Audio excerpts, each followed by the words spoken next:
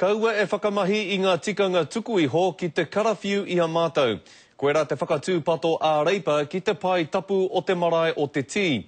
Kei te kiri kawa tonu rātou i ngā kōrero i whakatakotoria rā, i runga i te marae ātea i rātana i ngā rangi whakatānei. Hei tā Kelvin Davis ki te pērā no te pai tapu o Waitangi ki a rātou, he tā petu petu kei te haere ake. Hi, how are you?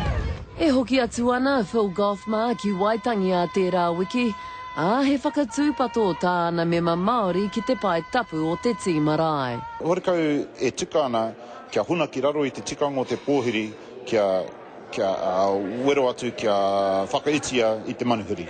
Kei te kiriwiti tonu a reipa nā runga i ngā tau kupu i whiua e te pai i rātana.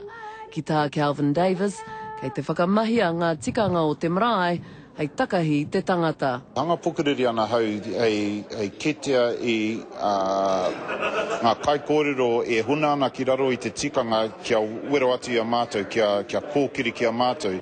I o mātou ne hakaro ko Waitangi ko te pāremata Māori. Ko ia tērā ko te wāhi, hei whakatakoto i ngā awanga o te ao Māori ki mua o ngā mema pāremata ara ki mua o te kāwanatanga. Kei te tūwhera tonu ngā kēti o te tī ki ngā tungāne pōpata, engari me aro rāwa ki ngā ture o te marae, kia waiho mā te kupuke e patu.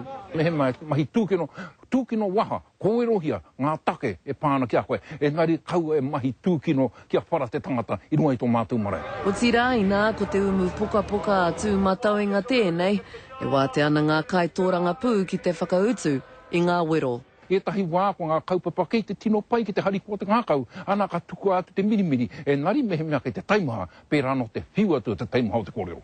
Mehe mea ka tū ngā kai kōrero kia pērā rawa ai, me whakahoti hokia, me whakautua mātou pērā rawa ai.